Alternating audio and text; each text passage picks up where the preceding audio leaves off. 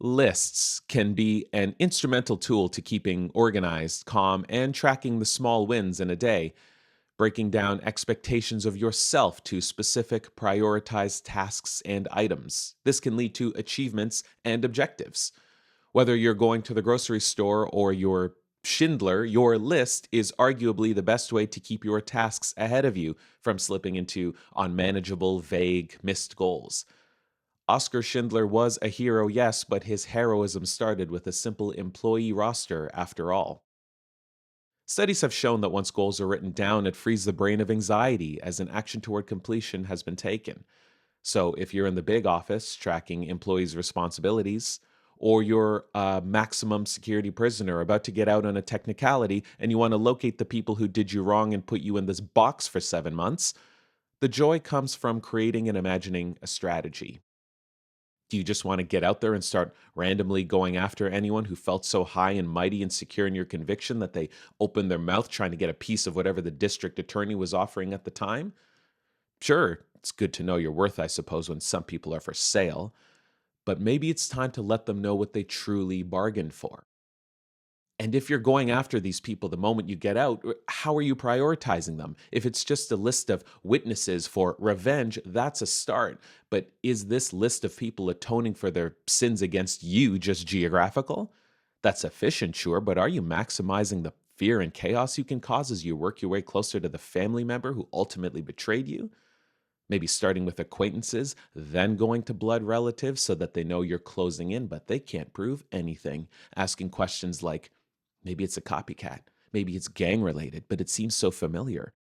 Those questions are where you live rent free in their heads before you've picked a single lock. Also, the emotional violence that comes from someone thinking they're on a list. You can't beat that.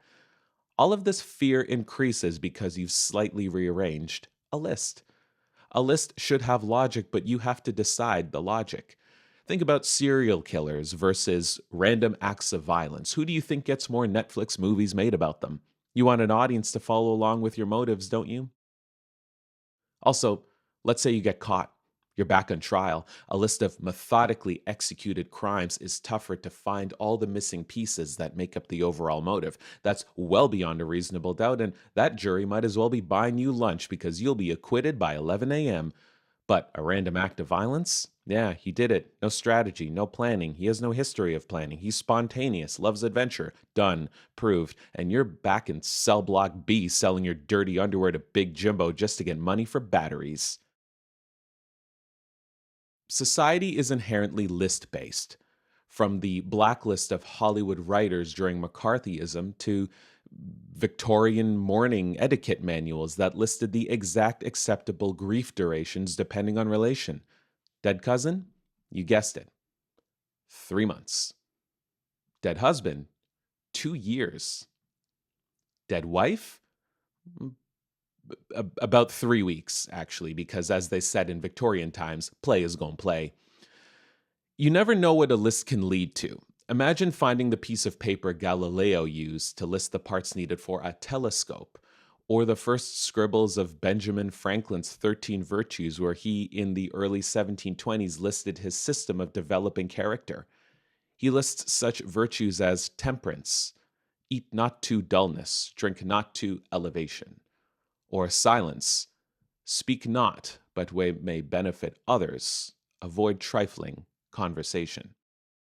You know, my man Benjamin is definitely the one who ruins a WhatsApp group, right? Correcting everyone's spelling as a humble brag because he once tried to literally reform the alphabet. So now you're thinking, do I just remove Benjamin Franklin from my group WhatsApp? Or do I make a whole new group chat and exclude him? If you were to list the advantages and disadvantages of kicking Benjamin Franklin out of your WhatsApp group, what are you looking for to make the decision? Is it just that one list is longer than the other? That's a method, sure. But what if the list was so specific and detailed that the advantages just make more sense? He was an inventor, pioneered electric principles with a key on his kite, and it got hit by lightning. He was a founding father in the United States, but also he had a bunch of slaves for a while. But then as he got older, he wrote pamphlets and stuff to say slaves, actually not that good. The list of whether or not Benny Franklin stays in the group can't make the decision for you, but if you can analyze the whole situation, you might find the anxiety of removing him from the chat less stressful until you realize that Benjamin Franklin is actually the group admin, and now you need to make a list of all the people you want to include in the new group chat without Benny Franklin. You might just find Benjamin isn't the only one left off of that list. It is, after all, Benjamin's fourth item on his list of virtues: resolution. Resolve to perform what you ought, perform without fail what you resolve. I don't actually know what that means per se. I'm just saying you can definitely add that to the reasons to get rid of him on WhatsApp. Back in the prison now. Carving these names and methods of taking care of business with a sharpened toothbrush handle into your cell block wall. They say making lists by hand slows the brain down with a natural pause you can't get from typing. Also, how would you type? You're back in jail now. But there is value in doing this slowly and writing things down. You may feel like you can't keep up with mental speed while carving into this concrete, but that may be a good thing. A list doesn't need to include everything all at once. See, the carving from your vengeful hand can become a transitional ritual that helps you prioritize what matters now before you need to go resharpen your toothbrush. But once you've got some names and methods of justice lined up for each one, don't forget the key point of making lists in the first place. You have to reward yourself. Too often we complete a project and then just move on to the next item. Don't forget to get some fresh air. Listen to some music. If you're on laundry duty in the big house, grab some linen that doesn't belong to you. What are they going to do? Extend your sentence because you took two bed sheets? I actually don't know. Maybe they can. Maybe ask someone about that. Hypothetically, maybe find a guard or something and say, if you stole a bed sheet, can they extend your sentence if you're already in jail? Just hypothetically. Put that question on the list.